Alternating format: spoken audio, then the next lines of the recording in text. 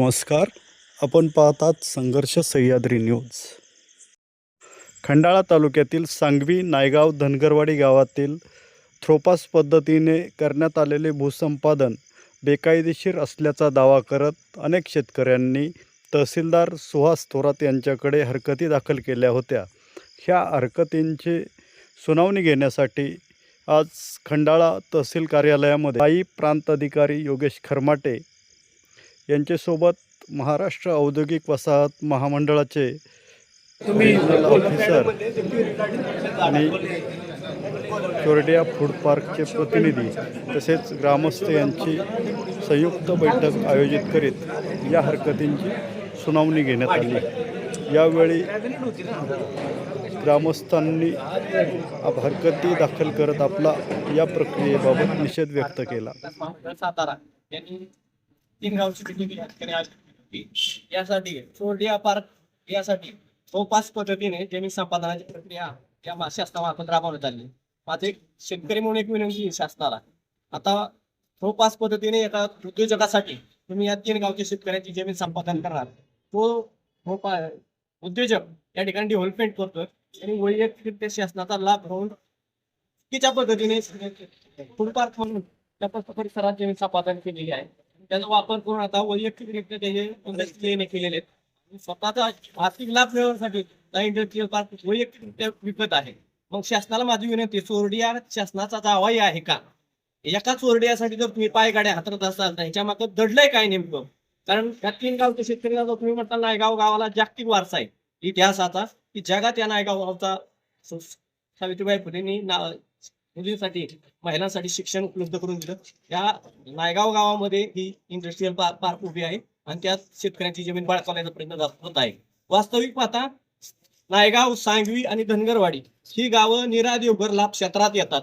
ह्या आंधळ्या शासनाला हे दिसत नाही का? 2000 सालापासून 2008 साली नीरा देवघर डॅम पूर्ण झाला. त्यातून आज तागायत सिटीला पाणी आलेलं नाही आणि ही संपूर्ण नीरा देवघर लाभ क्षेत्रातली शेतकरी आहेत. त्या पुनर्वसित शेतकऱ्यांना या परिसरात वास्तव्यात आणलेलं आहे. त्याही शेतकऱ्यांना आमच्या जमिनी दिल्यात, त्यांनाही पाणी नाही आणि आमच्या जमिनी ज्या कारणासाठी काढून घेतल्या त्या तुम्हाला नीरा देवघरचं पाण्यावर बागायत होणार आहे. आम्ही 2000 सालापासून आजपर्यंत पाण्याची वाट बघतोय. म्हणजे तुमचा विकास कुठल्या पद्धतीने चालला? तुम्हाला शेतकरी जागवायचा आहे का? तुमची शासनाची राज्यकर्त्यांची मानसिकता काय? कारण परवाच्या एका मंत्र्याचे स्टेटमेंट होतं की शेतकरी अडचणीत आला तरी चालेल पण उद्योजक अडचणीत आला नाही पाहिजे. मग तुमची घरं, तुमची पोरं, बायका पोरं त्या उद्योजकांच्या जीवावर जगतात का? शेतकऱ्यांच्या जीवावर जगत नाहीत का? जगाचा पोशिंदा मारणाऱ्या शेतकऱ्याला जर अडचणीत आणत असताल तर राज्यकर्त्यांनाही आमचं आव्हान आहे, आता इंग्रजांपेक्षा कठोर वागायला लागलाय तुम्ही. आम्ही हुतात्मा व्हायला तयार आहे, त्या मार्गाला जायला लावू नका. कारण आम्ही 2019 साली याच तहसीलदार कार्यालयावरून मंत्रालयावरून अर्धनग्न मोर्चा आणला होता. जर या शेतकऱ्यांवर तुम्ही अतिरेक करणार असाल, बळजबरी करणार असाल तर आता अर्धनग्न नाही नग्न मोर्चा मंत्रालयावर आणून हे मला ठासून सांगतो. कारण तुमची मानसिकता चांगली नाही. तुम्ही उद्योजकांना पायगाड्या घालताय आणि जो शेतकरी या देशासाठी अहोरात्र राबतोय त्या शेतकऱ्याला तुम्ही चेंगारताय. पण तुम्हाला हे विनंती आहे, तुम्ही जो अहवाल तुमच्याकडे सादर केला आणि MIDC संपादन प्रक्रिया राबवली, हा पूर्ण चुकीचा अहवाल तुमच्याकडे पोहोचवलेला आहे आणि हा त्या उद्योजकाला सोबत घेऊन केलेला अहवाल आहे की ती जमीन बळकावता कुठल्या पद्धतीने बळकावता येईल ही प्रक्रिया चालू आहे. आणि मी शेतकरी केसुडीचा आहे. केसुडीमध्ये 2008 सालापासून सुके मारलेले आहेत. आज तागायत केसुडी त्या शेतकऱ्यांच्या अडचणी प्रलंबित आहेत. आजही 33 कलम लागू करण्यात आलेले. आता कलेक्टर साहेब एका महिलांनी त्यांच्या चौकशी केली की आमची जमीन प्रक्रिया चालू झाली, तर त्यांनी जमिनीची प्रक्रिया त्या जेवढे म्हणून महिला आहेत त्यांना सांगितलं की पुढे जाऊन 33 त्यांनी कंपल्सरी ऍक्विशन करू. कलेक्टर साहेब बोलले सुद्धा असतील, कारण ही यंत्रणा दावणीला बांधलेली आहे. कारण माझंही एक प्रकरण त्यांच्याकडे त्याच पद्धतीने चालू आहे, त्यांनी त्यात लक्ष घालत नाहीत. म्हणजे त्यांची वेळ फक्त मारून येतात. शेतकरी अडचणी देऊ द्या नाही तर काय होऊ द्या. आमचं शासनाला एकच म्हणणं आहे, शेतकरी हे शेतकऱ्याला जगू द्या, शेती करू द्या. तुमचा उद्योजक शासनाकडे बऱ्याच जागा आहेत, ज्या गायरान जमिनी आहेत, फॉरेस्टच्या जागा आहेत, त्याच त्यांना द्या. आणि तिथं MIDC खंडाळा 3 टप्प्याचं कामकाज चालू आहे. 3 टप्प्यातल्या जागा अजून जवळजवळ 50-60% जागाच मोकळी आहे. तुम्हाला विकास करायचा तर तो उभा का राहत नाही? चोरड्याचा पार्क उभा राहिला, आता 2-4 वर्षात चोरड्या पार्क उभा राहतो आणि जी महाराष्ट्र औद्योगिक विकास महामंडळाची जमीन आहे त्या 50% पण जमिनी ओस पडलेल्या आहेत. वास्तविक जुना कायदा होता 2005चा, तर त्या जमिनीत 5 वर्षात काही विकास प्रक्रिया राबवली नाही तर ती जमीन मूळ मालकाला शेतकऱ्याला परत द्यायची प्रक्रिया आहे. पण ह्या सरकारने तो कायदा मोडीत काढलाय. म्हणजे फक्त तुम्हाला जमिनीच बाळकावायच्यात का, आमचा विरोध आहे. आणि सर्व शेतकऱ्यांचा विरोध प्रांताधिकारी नारो साहेबांच्या समोर मांडलेला आहे. आमची एकच विनंती आहे, तुम्ही कुठली प्रक्रिया राबवायची नाही. 32-1, 32-2, 32-3, 33-3 ह्या प्रक्रिया इथं थांबवा. कारण हा प्राथमिक अहवाल आहे. ही प्रक्रिया याच ठिकाणी थांबली पाहिजे. उद्योग मंत्र्यांसमोर सर्व शेतकरी जाऊन कॅबिनेट मंत्री आहेत स्वतः, त्यांना तिन्ही गावचे ग्रामस्थ काल 4 तारखेला प्रत्यक्षात भेटून आलेत. उद्योग मंत्र्यांचंही म्हणणे हे प्रकरण थांबवा. म्हणजे असं थांबवा की आधी सूचना रद्द करा. ती रद्द करायची प्रक्रिया या स्टेपला थांबवा. पुढे 32-1 ची नोटीस आणि 32-2 ची नोटीस ही प्रक्रिया होऊ नये. कारण तुमच्या ह्या प्रक्रियेला एक पिढी संपते तरी निर्णय मिळत नाही. ही उदाहरण तुम्हाला प्रत्येक दाखवू शकतो. एवढंच या ठिकाणी थांब.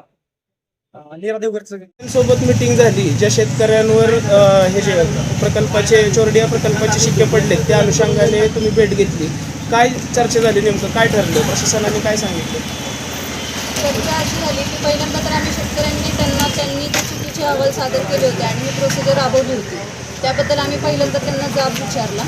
त्यानंतर त्यांच्याकडून सगळ्या प्रश्नांची व्यवस्थित उत्तरं घेतली आणि त्याच्यानंतर आम्हाला प्रांताधिकारी आणि आरो यांच्याकडून असं आश्वासन मिळालेलं आहे की ते हे भूसंपादन थांबवणार आहेत. त्या पूर्ण प्रक्रियेला स्थगिती देणार आहेत. कारण हे उदय सामंत यांनी स्वतः सांगितलेलं आहे, मागची जे कॅबिनेट झालं त्यामध्ये त्यांनी स्वतः सांगितलेलं होतं की या प्रकरणाला स्थगिती देण्यात यावी. ते सुद्धा आम्ही त्यांना सांगितलं. त्यानंतर त्यांनी सांगितलं की शेतकऱ्यांचा पूर्णपणे विरोध असल्याकारणाने आम्ही हा प्रकल्प राबवणार नाही आहोत आणि यावर जेवढं म्हणजे जे काही प्रोसिजर आहे स्थगितीची त्याप्रमाणे कार्यवाही प्रकल्पाला स्थगिती का द्यावी, म्हणजे काय प्रकल्पाला अडचण आहे? स्थगिती ह्यामुळे द्यावी की आमचा सर्व शेतकऱ्यांचा या प्रकल्पाला विरोध आहे आणि जी प्रक्रिया राबवण्यात आलेली आहे ती पूर्णपणे खोट्याच्या आधारावर राबवण्यात आलेली आहे. त्यातले जे अहवाल आहेत ते सगळे चुकीचे पाठवले गेलेले आहेत. आमच्या जमिनी पडीक आणि नापीक आहेत असे अहवाल पुढे पाठवून हे भूसंपादन करण्यात आलेलं आहे.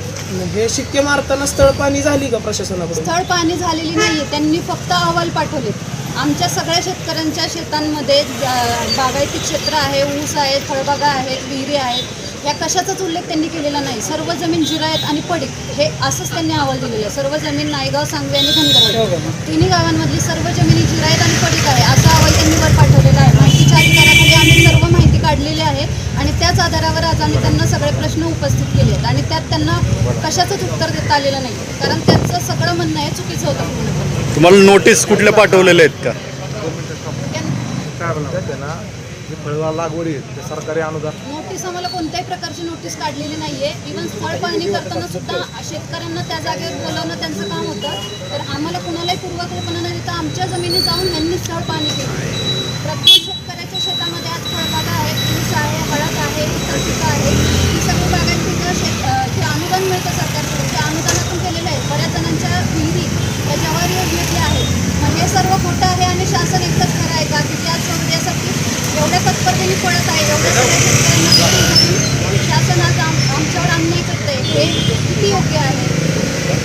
शेतकऱ्यांवर अन्याय झाल्यानंतर आता हे अन्याय होण्यामागे नक्की प्रशासनाची चूक अधिकाऱ्यावर आहे, कारवाई चोरडिया करायला पाहिजे. प्रकल्पाची चूक आहे किंवा ह्याच्यात जे कोण दोषी असतील यांच्यावर काय कारवाई होणार आहे का, त्याबाबत तुम्ही काय पावलं उचलणार आहेत का शेतकरी? मुळात याच्यात जर प्रकल्पाचा जर चुकीचा विषय काढायचा झाला, पहिला चूक अशी झाली की ज्या वेळेला शासन एखादं जमीन सार्वजनिक हितासाठी ज्या वेळेला संपादन करतं त्यावेळेला त्याचं राजपत्र प्रसिद्ध करतं. आता राजपत्र हे प्रसिद्ध केलं शासनाने तर हे एकमेव तालुक्यात प्रत्येक गावात चोरडिया तयार व्हावेत अशा हिशोबाने हे राजपत्र प्रसिद्ध केलेलं आहे. आता हे राजपत्र प्रसिद्ध केल्यानंतर याच्यात सार्वजनिक हेतू कुठला आहे? सार्वजनिक कुठलाच नाही. हा खाजगी प्रकल्प जो चोरडिया नावाचा आहे याला फक्त ताकद देणं एवढाच आहे. यामध्ये पाठीशी कोण घालते मग? पाठीशी कोण घालते? पाठीशी प्रशासन घालते. ज्या वेळेला राजपत्र प्रसिद्ध होतं त्यावेळेला महिन्यावर त्याला मुदत असती. त्या मुदतीमध्ये शासनाला हरकती प्राप्त करायच्या असतात. त्यानंतर त्या हरकती प्राप्त झाल्यानंतर प्रकल्पाला 70% विरोध, 100% विरोध, 90% विरोध असे समजा रेशो काढल्यानंतर तो इतर हक्कामध्ये सेवा दाखल करायचा असतो. आता प्रशासनाने हे करत असताना कुठल्याही प्रकारची शेतकऱ्याला कल्पना दिली नाही. 2 जूनला राजपत्र प्रसिद्ध झालं. त्यानंतर 2 जूनला राजपत्र प्रसिद्ध झाल्यानंतर 7/7 ला डायरेक्ट शेतकऱ्याच्या सातबाऱ्यावर प्लॅटफॉर्मवर औद्योगिक विकास महामंडळाचा शेरा पडतो. ते शेरा टाकत असताना त्याच्या ज्या सुनावण्या असतात त्या शेराला रिमार्क असते. असं कुठल्याही प्रकारचं न घेता शासनाने आज जवळपास ह्या 7 तारखेला 1 महिना कंप्लीट होईल की ज्या 70 शेतकऱ्यांचं जे म्हणणं न ऐकता जो जुलमी प्रकारे चोरडिया पाचरी पद्धतीने जो काय जो काय तालुक्यातला हा पहिला किंवा जिल्ह्यातला हा चोरडियात शासनाला जर तालुक्यात एक चोरडिया तयार करायच्या असत्या तर अशी जिल्ह्यात मी म्हणतो ह्या प्रकल्पाद्वारे जिल्ह्यात चोरडिया तयार करायच्या. आजच्या बैठकीतून काय सकारात्मक शेतकऱ्यांच्या बाजूने निर्णय वाटले का ह्यांचे प्रशासनाचे? आत्ता औद्योगिक विकास महामंडळ आरो साहेब व प्रांत साहेबांच्या अध्यक्षतेखाली ही मिटिंग पार पडली.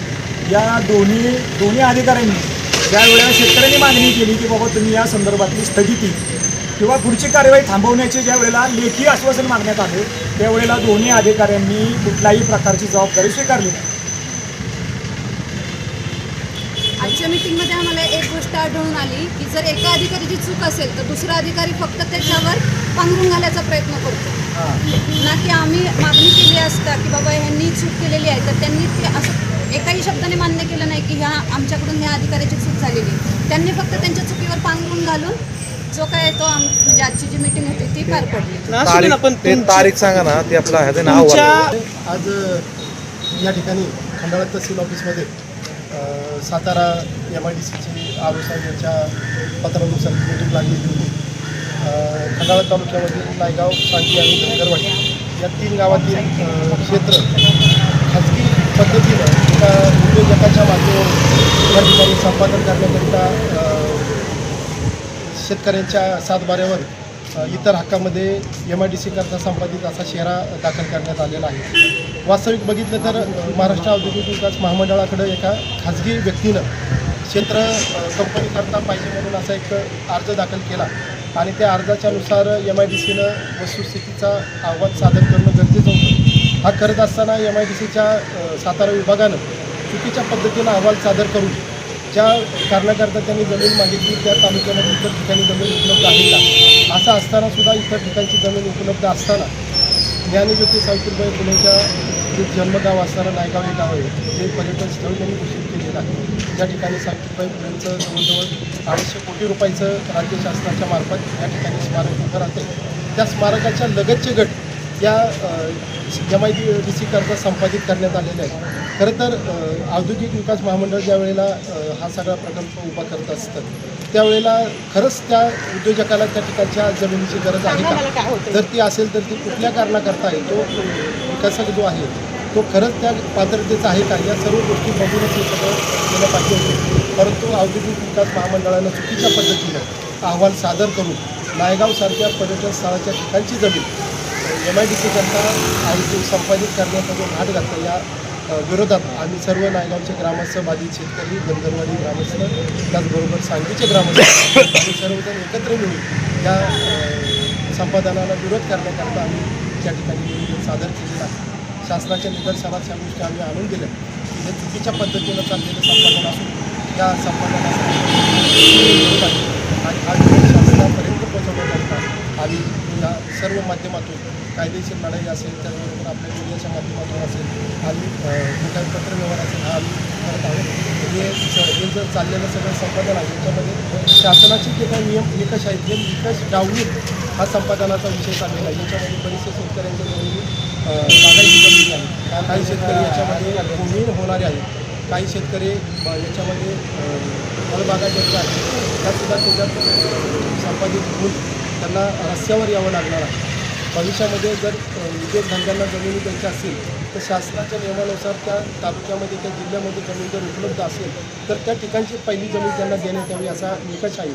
परंतु या ठिकाणी हा जो खाजगी विकसक आहे हा MIDCला थोडंसं दिशाभूल करून शासनाची दिशाभूल करून वेगवेगळ्या पद्धतीची चुकीची कागदपत्र सादर करून या ठिकाणी संपादन प्रक्रिया होईल अशा पद्धतीचा जो काही त्यांनी चालवलेला प्रयत्न आहे हा हालून पाडण्याकरता आम्ही तिन्ही गावातील गावात एकजुटीनं विशेष ग्रामसभा घेऊन आम्ही या ग्रामसभेमध्ये या संपादनाला विरोध केलेला आहे आणि वैयक्तिक पातळीवर सुद्धा प्रत्येकाने विरोध करून हा संपादनाचा जो काही चाललेला प्रयत्न हा हालून पाडणार आहे. मी आपल्या माध्यमातून एकच विनंती करतो की ज्ञानज्योती सावित्रीबाई फुलेच्या राष्ट्रीय स्मारक ज्या ठिकाणी होतं आहे त्या स्मारकाच्या ठिकाणी जर कंपनी झाली तर येणाऱ्या पर्यटकांना त्याचा किती त्रास होईल. त्या ठिकाणी असणारे जे काही स्मारकाचे जे पावित्र्य हे पावित्र्य नष्ट होईल आणि याचा परिणाम सामाजिक काही बाधा निर्माण होईल. ती बाधा या प्रकल्पामुळे त्या ठिकाणी निर्माण होणार आहे. मी पुन्हा एकदा आपल्याला सांगू इच्छितो की हा प्रकल्प रद्द करण्याकरिता, या संपादनाला विरोध करण्याकरिता आम्ही सर्व शेतकऱ्यांना एकजुटीनं लढा देण्याचं ठरवलं.